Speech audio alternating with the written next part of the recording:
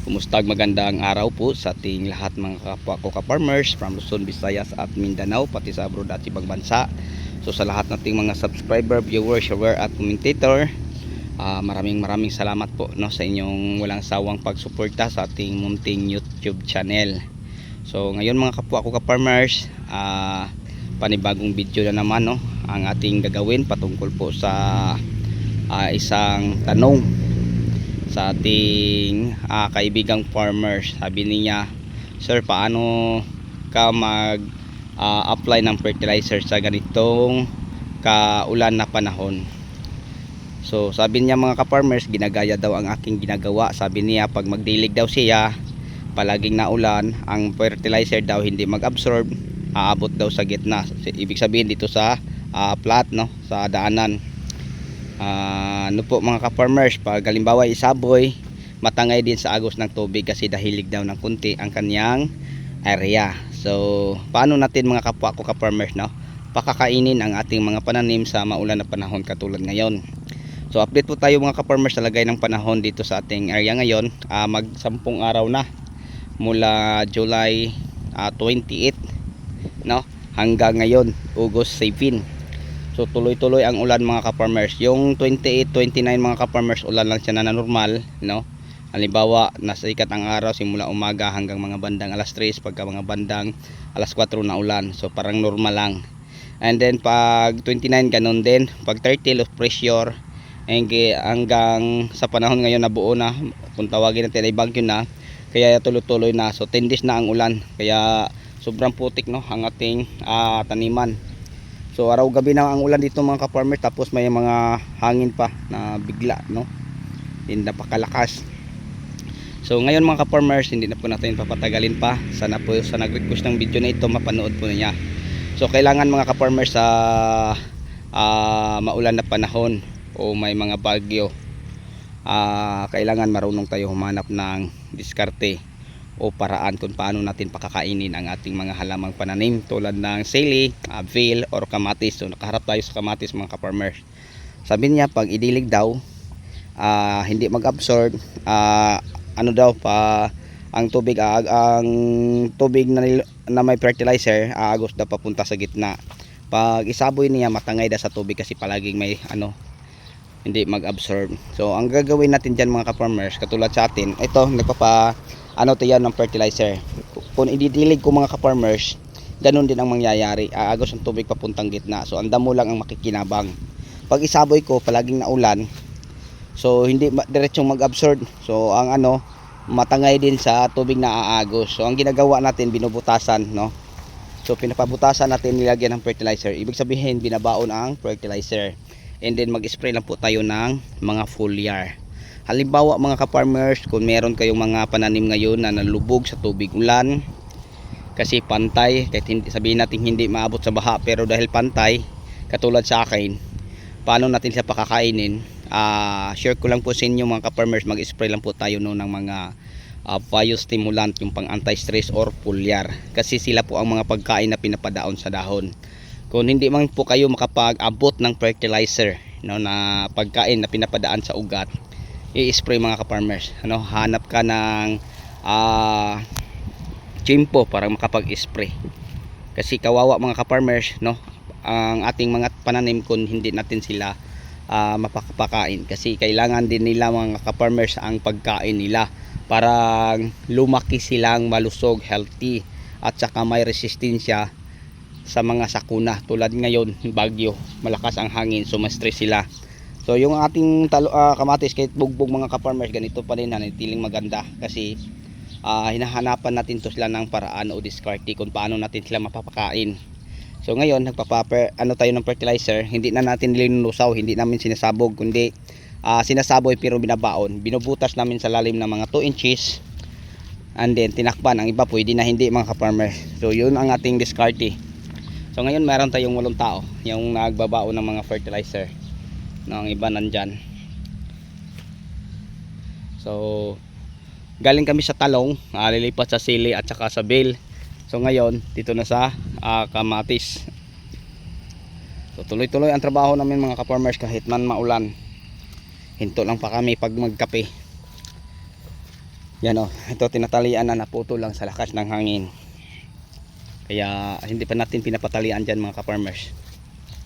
So ito ang ating tanim na kamatis na bugbog, no, palagi sa malakas na ulan. So nagbulak na ito mga ka-farmers. Sana matuloy po ito kasi kawawa po, no, dahil palaging nabugbog. So yun lang mga ka-farmers ang paraan natin. Yan, kita nyo mga ka-farmers, oh. Yan, binubutas nila tapos nilagyan nila ng fertilizer. Yan. So kung uulanin man, hindi na matangay sa agos ng tubig. Kung ididilig natin mga ka-farmers, okay man pag halimbawa ay ganito na walang tubig, mag-absorb siya. Pero pag naulan, ang mga ka-farmers, ang nutrients baka matangay. So ang ating ginagawa, sinaboy lang natin pero binabaon, no? So yun na po ang ating kamatis mga ka-farmers na mulang na itanim. Parang 2 bisis na siguro to na mga ka-farmers ng init, yung simula umaga hanggang hapon, pagkabukas na ang ulan. So simulang na itanim siya, bagyong Inday, hanggang ngayon na bagyo na naman. Tuloy-tuloy ang mga ka-farmers, no, ang ulan tapos may hangin. So bugbog to sila mga ka-farmers. So marami na tayong naubos din na mga foliar katulad ng Green Acres, and then ina-alternate natin sa ating ginagamit na pang anti-stress. So ang Green Acres mga ka-farmers, maganda siyang gamitin, no, sa ganitong lagay ng panahon, dahil ang Green Acres foliar fertilizer ay napakayaman po, no, sa mga major elements at saka secondary nutrients at saka mga micro elements. So ang micro elements na meron sa Green Acres foliar fertilizer natin ginagamit, maganda siya sa mga namulaklak na at namumunga, kasi maraming mga micro, 6 ang available ang mga micro. So kailangan sa ating tanim mga farmers. Tapos may potassium siya, may calcium at saka boron, and then zinc. So yun po ang kagandahan sa foliar na yun mga ka-farmers na ating ginagamit.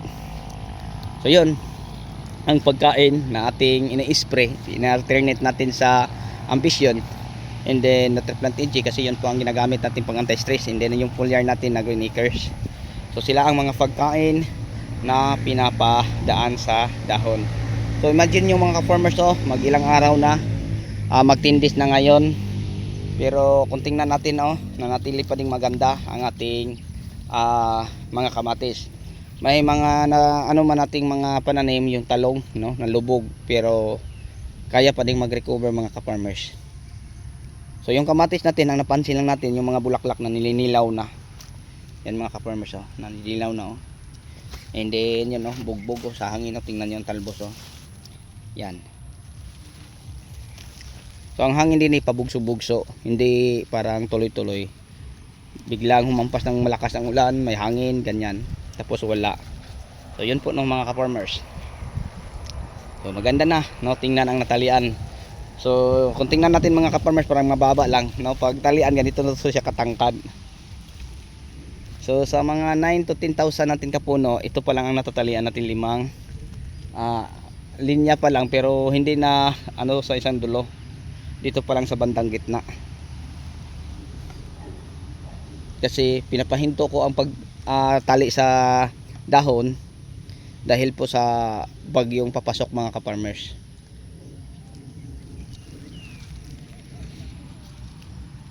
So yan lang po siguro ang video na may i-share ko sa inyo. Yan po ang maibagi kong kaalaman kung paano natin pakakainin ang ating mga pananim sa maulan ng mga panahon. So yun lang mga ka-farmers, kailangan marunong tayong humanap ng paraan o diskarte kung paano natin sila pakakainin. Kasi kung halimbawa ay idilig na yung fertilizer, hindi mag-absorb, umaagos diretso papunta sa gitna ang makikinabang ang damo. Pag sasabuyan niya ng fertilizer, matangay sa agos ng tubig sa ulan na palaging so hindi din makipakinabangan, masayang daw kasi inaanod sa ulan, tubig ulan. So yun po mga ka-farmers, ibabaon natin sila sa lalim ng 1 inches o 2 inches. Kahit uulanin pa, hindi din siya and then mag-spray ng foliar at saka mga biostimulant. So sila ang mga pagkain na pinapadaan po natin sa mga dahon. So sana po mga kapwa ko ka-farmers, lalo na sa mga baguhan, sa mga kamatis farmer, ampalaya farmers, talong farmers, sili farmers, o ano pa, sana po may natutunan po kayo sa ibinahagi nating video sa hapong ito, no? Hindi lang tayo mabahala kung ang ating mga pananim ay na-stress or nalubog, kaya pa rin mag-recover, basta hanapan lang natin ng paraan o diskarte. So may video tayong ginagawa o ina-upload natin kaninang umaga kung ang tanim niya daw 2 beses na daw nabaha. Sabi niya stress daw, so makaka-recover pa ba? Ang sagot, yes po. So binigyan natin siya ng advice kung paano gawin mga ka-farmer. Sabi ko 3 days after pwede ka nang mag-apply ng NAVE or APSA. So sa 2 beses na pag-abot mo ng fertilizer, kailangan ang APSA at saka NAVE hindi mawala. Kung ang available mo ay APSA, sa pangalawang dilig NAVE. Okay, so yun po mga ka-farmers, and then mag-spray ka ng mga biostimulant or foliar, kasi sila ang mga pagkain na pinapadaan sa dahon. Kasi pag mag fertilizer ka tapos sobrang basa ang lupa, no, nahuhold ang oxygen, kaya nga sila ay na-stress. So hindi nila mapakinabangan, mas lalo pang malalanta ang mga ugat sa tanim mo na talong. Sabi ko, wag mo nang diligan, antayin mo ang 3 araw ang init bago ka mag-abot ulit ng fertilizer. Pero kung mag-abot ka naman ng fertilizer, sabayan mo lang ng NAVE Ultra para sa ugat at saka APSA 80. So yun po ang ating itinuturo sa kanya, and then mag-spray ka lang para may nutrients siyang makukuha, no, sa mga foliar fertilizer o mga biostimulant na inaabot mo. So yun po ang ating ina-advise sa kanila. So ganun din po sa kamatis mga ka-farmers, no, sa atsal o bell pepper o sa sili o ampalaya. So kailangan marunong tayong humanap ng paraan. So mag-spray lang, hanapan lang natin ng panahon na makapag-spray, no. Hindi naman tuloy-tuloy ang ilan, hinto naman ng mga kalahating oras o spray ka, tapos sabayan mo na lang ng sticker para hindi basta-basta mahugasan. So yun lang po mga ka-farmers, sana po sa mga baguhan may natutunan po kayo. So sa yung lahat, ulitin ko, sa lahat ng mga subscriber, viewer, share at commentator, at saka sa aking kaibigang farmer na si Elias ng Sambales Santa Cruz, mega love shoutout po. At saka kay Kamarmer Victor Chito, no. So mega love shoutout o sa inyong lahat at yung walang sawang pagsuporta. Maraming salamat po. Bye bye and God bless. Hanggang dito na lang. Thank you.